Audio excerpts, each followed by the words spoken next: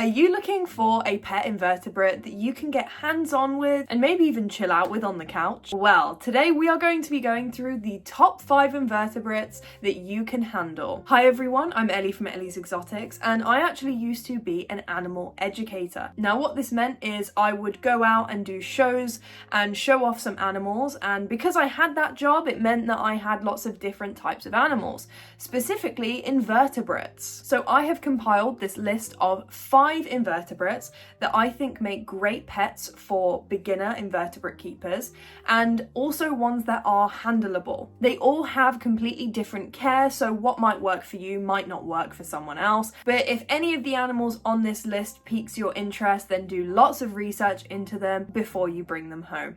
So let's get right into the video. Let's start with number 5, the Madagascan hissing cockroach. I know what you're thinking, why would anyone have those as a pet? I thought the same until I had them myself. Madagascan hissing cockroaches are amazing pets because they are very, very sturdy animals. They have a really strong exoskeleton, so if they were to fall from a height, they wouldn't get injured like tarantula might do. Hissing cockroaches are very easy to handle. They can be fast, but usually calm down very quickly. And they will rarely bite. The most common thing that they do is spit water at you, and that's about it. It's usually just about a drop of water that lands on your hand. Their diet is very easy to achieve, and in fact, cockroaches can eat things like poo, glue, and even some types of plastic. But you shouldn't feed them things like that when you keep them as a pet. Feed them lots of different types of vegetables, rotating each week, so that they can get lots of good nutrients. When it comes to cockroaches, the more space that you give them, the bigger they can grow. Madagascan hissing cockroaches can actually grow to about the length of my hand. They can get really, really big, and they definitely make a cool, interesting pet if you're looking for something that is low maintenance. Number 4. Sunayan stick insects. I love stick insects. I think they make brilliant pets, but some species don't live as long as others, or they can be quite fragile.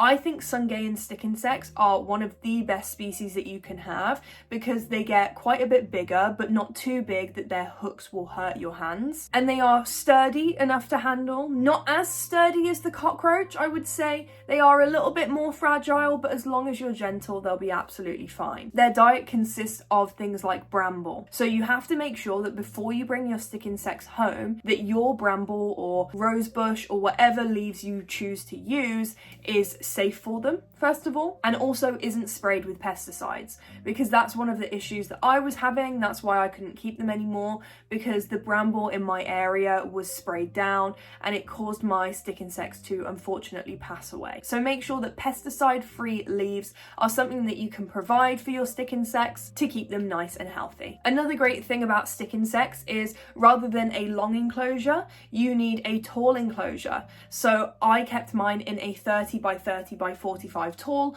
but obviously you can keep them in a bigger enclosure if you choose to do that, but just give them lots of vertical height. If you don't have a lot of horizontal space in your house, then these make a perfect pet. Number 3. Giant African land snails. I kept my giant African land snails after I stopped doing educational shows because they are such fun, interesting pets. I love them. The main thing that I like about these guys compared to the other inverts listed is that they live quite a bit longer. Giant African land snails can live up to 10 years, and they can grow to a really decent size. I have rescued giant African land snails the size of my head.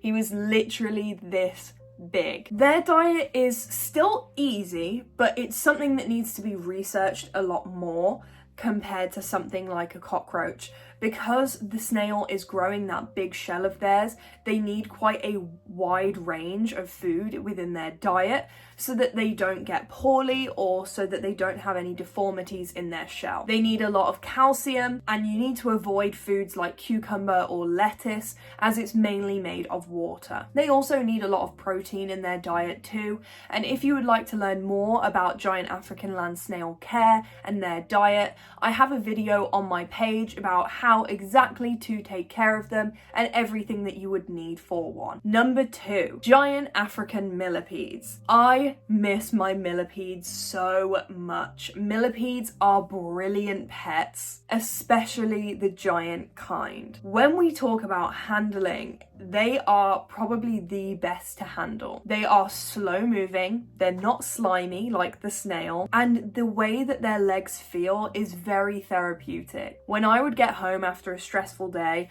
I would just hold my millipedes for a while and it would calm me right down. Their diet is definitely the easiest thing to achieve on this list, as their diet is mostly rotting wood and decaying leaves or leaf litter. Misting them once or twice a day, depending on your humidity in your house, is what keeps them nice and healthy, and they also need to live in pairs. For whatever reason, millipedes tend to be quite social, which I think is absolutely adorable. Millipedes are great. The only thing I would look out for when it comes to giant African millipedes is majority of them are wild caught.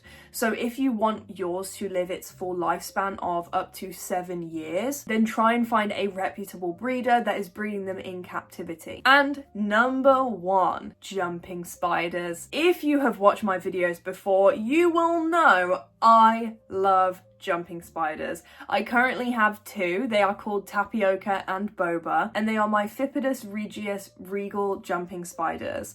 I adore them. The thing that I like most with jumping spiders has to be their personality. When you walk in a room, they will turn around and look at you. Tapioca will sit on the door of her enclosure waiting to come out, so they definitely can be a handleable animal. I will say though, out of every animal on this list, they can be a little bit trickier to handle, especially when they're babies. But I will say after a while, it gets easier taking them out to sit with them, hang out with them, and appreciate their adorable faces. Out of all the animals too, the jumping spiders take up the least amount of room. I keep mine in 8-inch cubes, but the minimum is 5-inch by 5-inch by 8-inch tall. They are fed live prey, so they're fed different types of insects and worms. And if that's something that's putting you off, honestly, you get used to it so quickly. When I first had to feed live insects, when I got my first ever reptile, I was stressed. I was so stressed, and now I will literally grab a handful with my bare hands and I don't even care. They are definitely the most entertaining animal to feed on this list.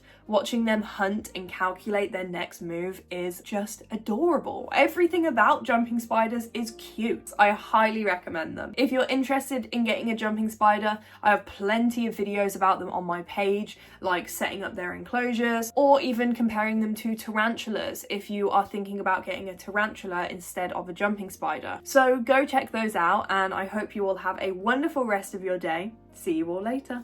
Bye bye.